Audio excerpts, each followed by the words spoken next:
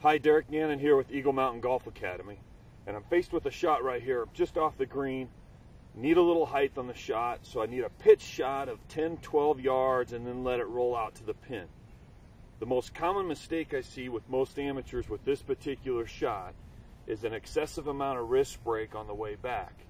What happens when you create that much angle on your wrist for such a short shot, you need to release it or throw it somewhere during the downswing to get rid of it all.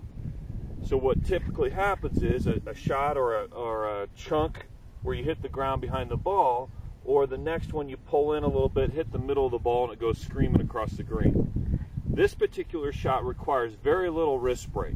And if you have a club that has a sufficient amount of bounce on it, you can just scrape the top of the grass, hit the 10 or 12 yard shot, and let it release to the pin.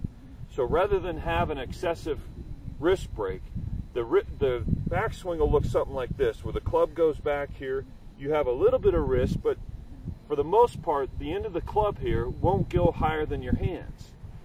The key on the way through here is to make sure you take your body and you rotate through with the club so that the finish position has no wrist break at all.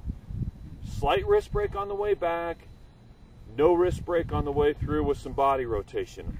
It'll look something like this. Club face slightly open, little bit of backswing, rotate through with the body, keep the club head below your hands on the way through, left wrist nice and flat. Once again, here's the 10 or 12 yard pitch shot from the target line view. Keep in mind, very little wrist break going back, no wrist break coming through. Club head's going to stay below my hands and definitely on the outside of my hands, which is on this side, but never wanting the club to go back in this side or behind me.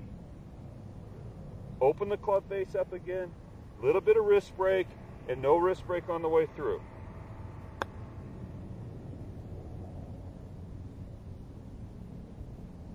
Make sure you have the body to rotate through even on a short shot like this. Otherwise, if your body doesn't move, your wrists are going to take over, the club's going to pass your hands, and you're going to come within those blade and fat shots once again.